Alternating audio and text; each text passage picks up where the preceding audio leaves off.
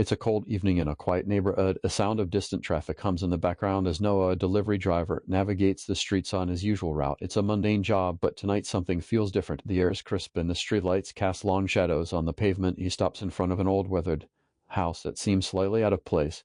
Its porch light flickers in a strange rhythm, and the windows are tightly shut despite the warmth of the evening. Noah can't help but feel a shiver run down his spine as he grabs the pizza from the passenger seat. He walks to the door, the sound of his footsteps oddly loud in the stillness. The door creaks open when he rings the bell, and Mrs. Ellison, an elderly woman, with a haggard look, greets him. Her eyes are bloodshot, her face pale as if she's been crying for hours. She smiles weakly, but the smile doesn't quite reach her eyes. "Thank you for coming," she says, her voice fragile.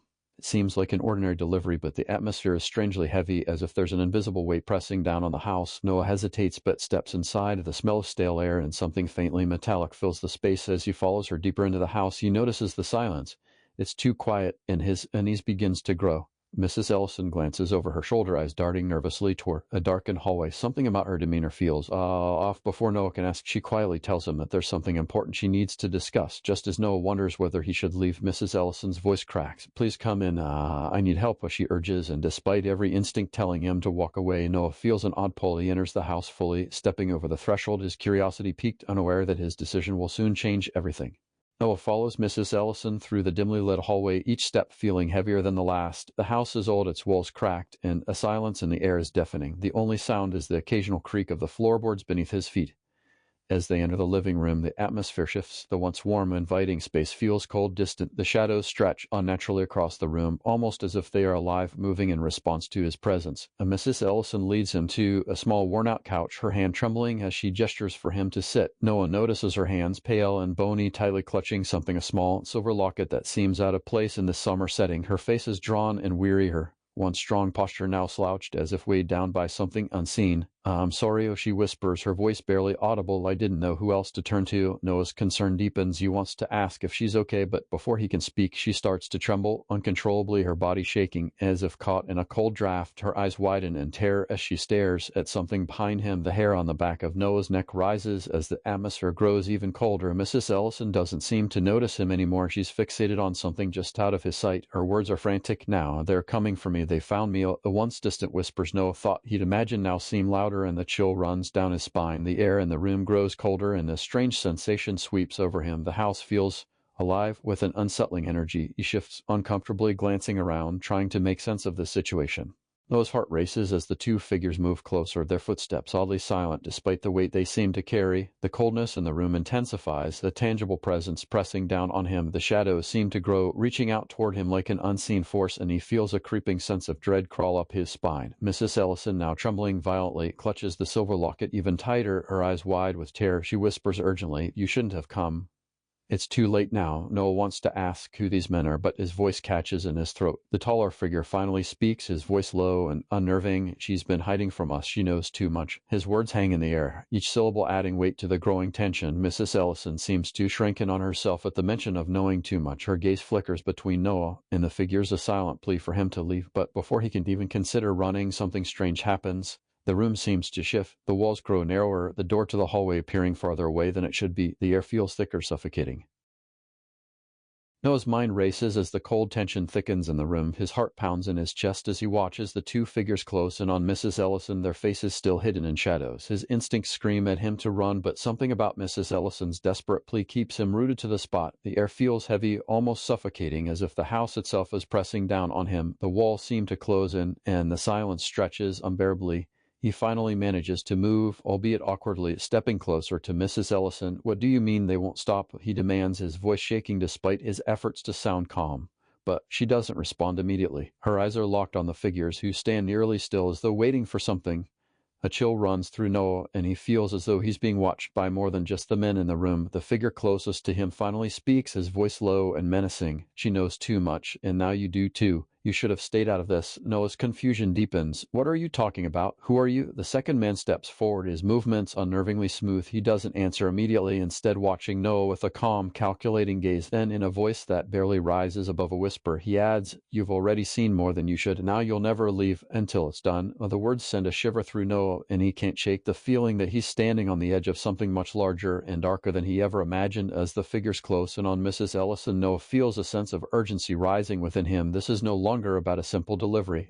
There's something far more sinister at play. Noah feels the weight of the room pressing in on him as the tension escalates. The two figures stand silently, their eyes never leaving him, while Mrs. Ellison's shaking form remains a silent plea for help. He can hear the sound of his own breath, shallow and frantic, but every part of him tells him to do something, anything, to break free from this nightmare. The words from the figures echo in his mind. You've already seen more than you should. He steps forward, his voice trembling but determined. What is it you're after? What does Mrs. Ellison know? The man closest to him, the one with the cold eyes, smiles, but there's no warmth in it.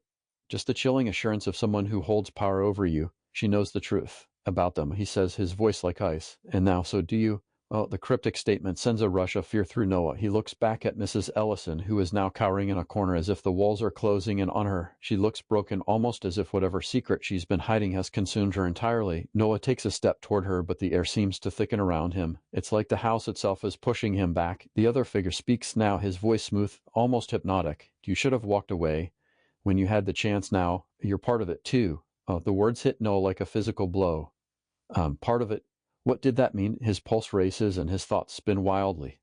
What is and why does it feel like something much bigger than just a delivery gone wrong? Noah's heart pounds in his chest as the whispers intensify, filling his ears with an oppressive urgency. The coldness in the room is unbearable now, and he feels as though the walls themselves are closing in around him. The figures still standing in the shadows seem to watch him with a growing sense of inevitability. The closer he gets to the truth, the more dangerous it becomes. The house groans, the floorboards creaking beneath his feet as if protesting his every movement. He looks at Mrs. Ellison one last time. She's shaking uncontrollably, her lips barely moving as she mutters something under her breath.